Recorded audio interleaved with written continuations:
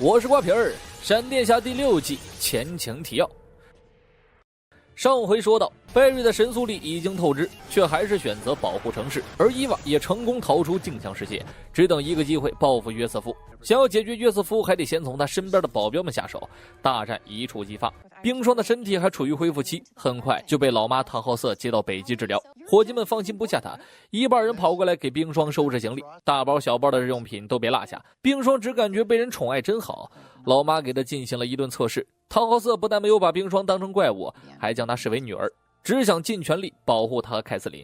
至于西斯科，他只身前往了亚特兰蒂斯，寻找打败伊娃的方法。拜瑞他们一筹莫展，众人可不知道伊娃的目的是报复约瑟夫，只是大概猜测跟麦卡洛克公司有关，而麦卡洛克又是黑洞的前身，这之间一定有着千丝万缕的关系。说着，拉尔夫就掏出了苏给他的钻石，不顾小伙伴们的震惊，毕竟这东西本应该是放在银行保险库里的。这钻石之上印有黑洞的 logo，钻石这东西能在紫外线的照射下呈现出荧光反应，在场的阿莱格纳恰好有这种能力。精通探宝的摸金校尉纳什一眼看出端倪，这 logo 不仅仅是个图标，而是一张藏宝图，其蕴含的方位是一间位于地底之下的厂房。闪电侠与伸缩人入学探宝，赶到后厂房安保人员全体去世，从伤口来看应该是伊娃等人所做，而内部藏着黑洞组织所有账单和黑科技。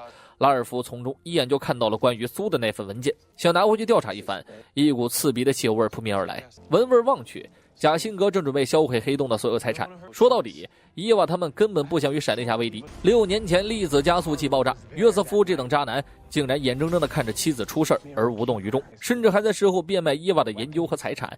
这种人必须付出代价。说完，贾辛格点燃了汽油。拜瑞想利用乌拉乌拉龙卷风灭火，他体内的神速力表示办不到啊，只能用尽全力带着拉尔夫离开现场。可这厂房里的东西全都没了，最后的办法只剩一个，跟约瑟夫合作。约瑟夫善后了厂房的事，拜瑞开门见山。伊娃这些事儿，约瑟夫想必比他们更清楚，而约瑟夫也知道艾瑞斯遇难的事儿。这些年来，他并不是没有尝试过进入镜像世界，纵使他集结全球顶尖人才也无济于事。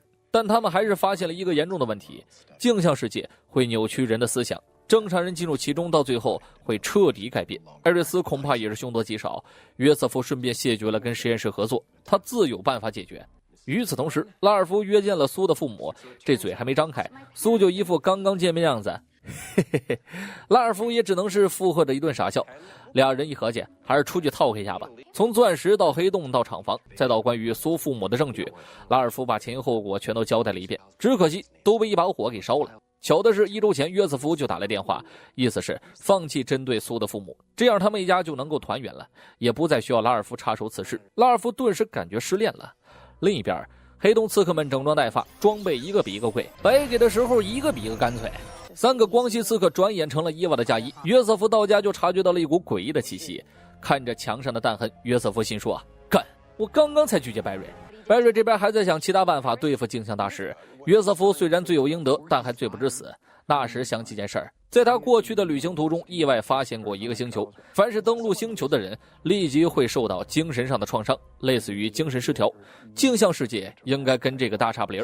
没一会儿，约瑟夫赶了过来，虽然打脸，但他现在需要拜瑞他们的帮助，只要让他们也参与证人保护计划，一个电话就能让乔安全回家。拜瑞正准备联系 FBI 把他接走，却被贾辛格捷足先登。假不假的别人不知道，但辛格这地位不假，自然有权干涉这件事儿。若是让约瑟夫上了他的车，出门就嗝屁。贾辛格告诉拜瑞，约瑟夫交给我们，伊娃会将艾瑞斯还给你，并且重申一遍，镜像大师并不想与闪电侠为敌，况且约瑟夫本就应该受到制裁。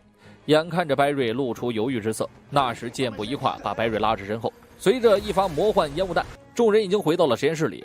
这操作纳什从来不想解释原理，随着一句纳什呼唤，身后的威尔斯说，我认识的拜瑞不会考虑这笔交易的。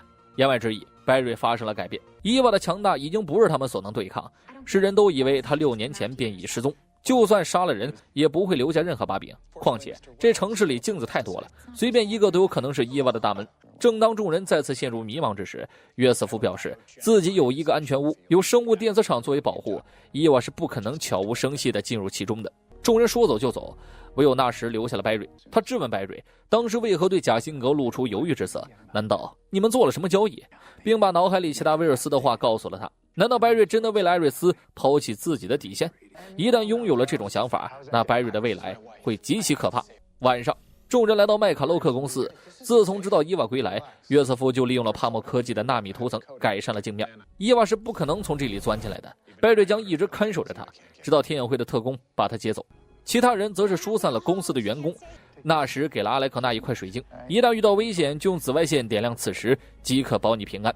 拉尔夫在人群中发现了苏的身影，这女人果然是说瞎话。约瑟夫没打过电话，苏的父母也并不知情，他实际上是用自己作为交换，让约瑟夫放过父母，而且自己加入黑洞后还能从内部干掉约瑟夫。拉尔夫绝对不允许苏成为杀人犯的。煽情的话还没说完，拉尔夫便被蒙汗伞迷晕。与此同时，约瑟夫悄然启动了磁场，被包裹后的瞬间，约瑟夫只感觉一阵轻松，就好像神仙来了也带不走他。很快，约瑟夫的脸被打得啪啪作响，磁场突然失去了电力。3名光系刺客奉命前来取约瑟夫手机，他们还是低估了伊娃的实力，场中人迅速开战。更让白瑞担心的是，伊娃本人还未露面，必须尽快恢复磁场的电力。白瑞直奔备用电源，半路被贾辛格截胡。只见贾辛格颜面破裂，在这崩碎的镜子之下，竟然是伊娃本人。等白瑞反应过来，已经被干倒在地。战场这边，刺客们个个接着新月3，开挂不说，还拥有人民币玩家的装备。天辉的特工们一个接一个倒地，拉尔夫空有一身韧性也使不上。就当阿莱格纳即将受伤之际，那时蝙蝠侠附体上演慈父救女，配合闺女手中的水晶，将对方步步逼退。拉尔夫也借机干趴一名刺客，而苏也放弃复仇，与拉尔夫并肩作战。可真是爱情的臭味，有了靓女协助，拉尔夫的战力直线飙升。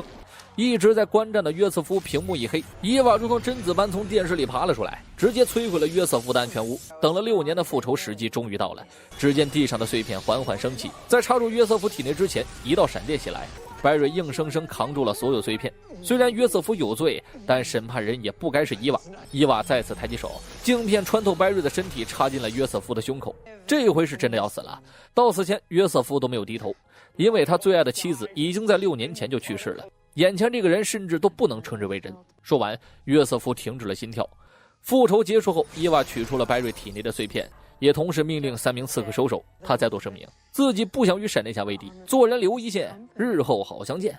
很快，伊娃举行了记者招待会，说自己6年来一直被黑洞组织挟为人质，是丈夫约瑟夫用生命将她救了出来，完全是一副受害者的模样，还声明自己会继续担任麦卡洛克的总裁。约瑟夫一死，苏和他的恩怨也一笔勾销，本想带着父母远走高飞，却被拉尔夫拉回了现实。伊娃居然无耻地把杀人犯的头衔扣在了苏头上，这等于把他拉进了一个更大的漩涡。而白瑞这边已经被压得喘不过气儿了，没有速度，还输给了镜像大师，就连妻子也保护不了。凯瑟琳临走前给了他一个诚恳的建议：白瑞最强大的力量并不是速度，而是希望。保持自我，总会有一天打败对手。凯瑟琳跟着老妈离开了中城，至于何时归来，没有定数。镜像世界里，艾瑞斯和卡米拉一直在寻找逃出去的办法。这镜像世界的原理太过复杂，他们仅仅是2名记者，不懂那么多知识。艾瑞斯的精神失调越来越严重，他脑子里刚刚闪过一个寻找辛格的念头，显示器上就标示出了辛格的位置。这感觉好像他与镜像世界融为了一体。艾瑞斯越是专注，现实的东西就越详细，随之而来的是更加严重的头痛。眨眼的功夫，艾瑞斯就在镜像世界里彻底蒸发。实验室所有人都决定要和伊娃对抗到底。虽然对方总是说不想与闪电侠为敌，但他的行为已经引起了白瑞的注意，而且乔也因为约瑟夫的死取消了证人保护计划，人手方面不成问题，就等第7季开拍。到此，闪电侠第6季就结束了。终集虽然潦草，但也留下不少惊喜，总归还是很期待闪电侠的回归，望这场全球灾难尽快度过。多少企业家庭受此牵连，也祝愿大家像闪电侠一样，心中拥有希望，对眼前的难关祭出必杀技。一个什么的因素权，请把公屏打在弹幕上。我是瓜皮儿，下期见。